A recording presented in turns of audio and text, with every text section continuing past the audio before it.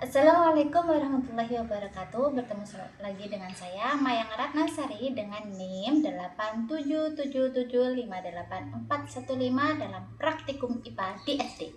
Hari ini saya akan melakukan praktikum IPA tentang sifat cahaya. Kemudian tujuan dari praktikum ini yaitu yang pertama menjelaskan dari sifat-sifat cahaya, yang kedua menjelaskan sifat-sifat bayangan yang dihasilkan oleh cermin, yang ketiga menjelaskan sifat-sifat bayangan yang dihasilkan oleh lensa, yang keempat menentukan fokus cermin cekung, dan yang kelima menentukan fokus lensa cembung. Kemudian di sini saya sudah menyediakan alat dan bahannya. Yang pertama di sini saya sudah menyediakan cermin datar, cermin cembung, cermin cekung, penggaris busur, lilin, laser, korek api, celah cahaya dari sisir, kemudian ada senter, dan layar putih. Nah, itu tadi alat dan bahannya. Kemudian kita akan melakukan proses praktikumnya. Mari kita ikuti. Di sini saya sudah meletakkan layar putih, kemudian celah cahaya dari sisir, dan senter. Di sini belum ada berkas cahaya yang tampak saat senter belum dinyalakan.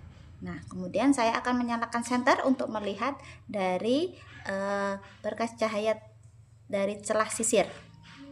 Nah, di sini kita bisa melihat bahwasannya celah sisir yang memantul pada layar putih ini terlihat begitu jelas. Di sini sinar cahaya datang ke cermin sesuai dengan bentuk gambar, yaitu di sini ada gambar korek api. Nah, sehingga cahaya yang dipantulkan seperti yang sudut datang, yaitu sudut datang dari korek api ini sama besarnya dengan yang muncul di dalam cermin. Sehingga sifat cahaya pada cermin datar yaitu bayangan cermin datar yaitu maya, tegak, sama besar dengan gambar benda, sehingga jarak bayangan sama dengan cermin dan terbalik kiri kanan. Di sini saya akan melakukan ukuran besar sudut datang yaitu I dan besar sudut pantul yaitu R. Di sini saya menggunakan busur dan menggunakan laser untuk melihat bahwa pantulan dari sinar laser pada busur ini tetap atau berbeda ukurannya. Mari kita lihat. Kita sekarang melihat pada ukuran 90 derajat. Nah, sudut pantulnya yang terjadi pada cermin juga sama, yaitu 90 derajat.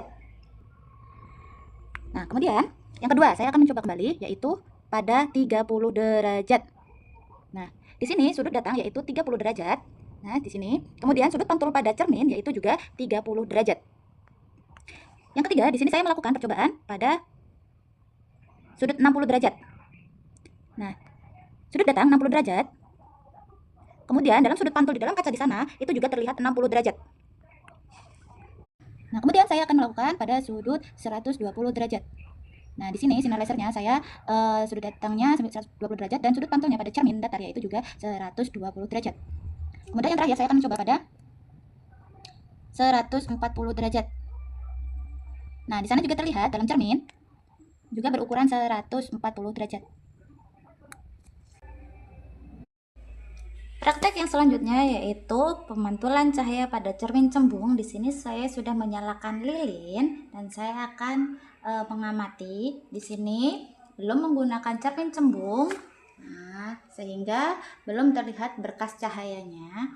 Nah, kemudian saya akan menggunakan cermin cembung untuk melihat apakah terdapat berkas cahaya pada dinding ini atau tabir ini.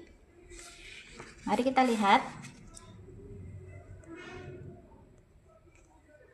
Ketika saya dekatkan gambaran pada dinding, cahaya yang dipantulkan cermin cembung menyebar dan titik fokusnya ada di belakang cermin.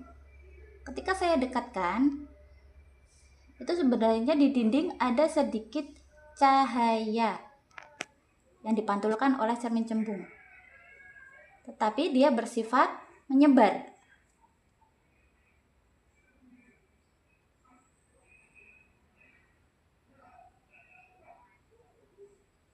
Nah, sehingga sifat bayangan yang dibentuk oleh cermin cembung yaitu maya, tegak, diperkecil dan terletak di belakang cermin karena bayangan tidak dapat ditangkap oleh layar karena cahayanya menyebar.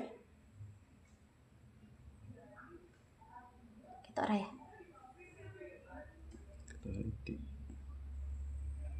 Nih.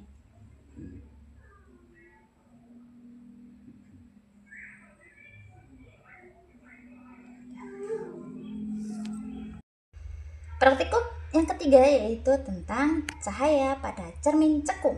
Nah, di sini saya sudah menyalakan lilin dan kemudian di sini sudah terdapat belum ada berkas cahaya yang terlihat pada dinding atau bayangan dari sebuah benda. Nah, kemudian saya akan menggunakan cermin cekung. Nah, cermin cekung di sini sudah terlihat bayangan dari lilin tersebut. Nah, karena cermin cekung di sini bersifat mengumpulkan cahaya. Mari kita lihat di sini semakin jauh. Nah, dia akan semakin mengecil. Ketika saya mendekatkan, nah, berkas cahaya pada dinding akan semakin besar.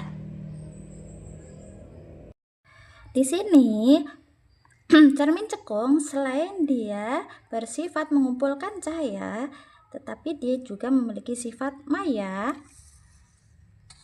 kemudian tegak, diperkecil. Nah, tergantung dengan jarak bendanya.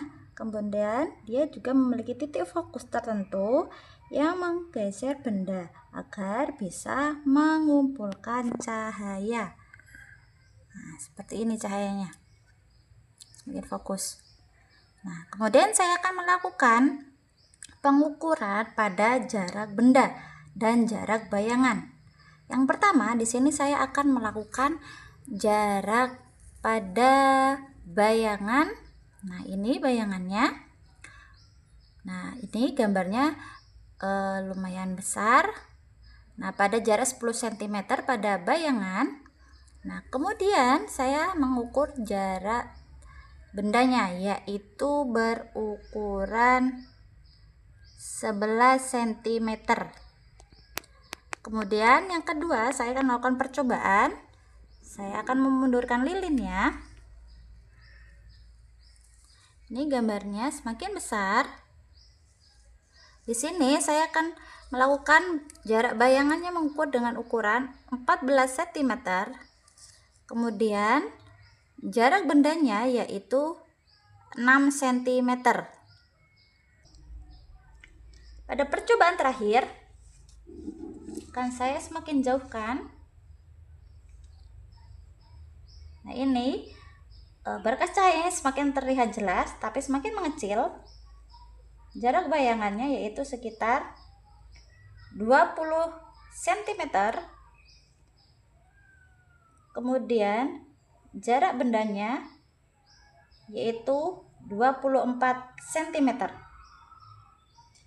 Jadi, bentuk cermin sangat mempengaruhi jenis dan sifat bayangan yang dihasilkan. Karena setiap cermin memiliki sifatnya masing-masing dan karakteristik dari masing-masing cermin tersebut. Terima kasih.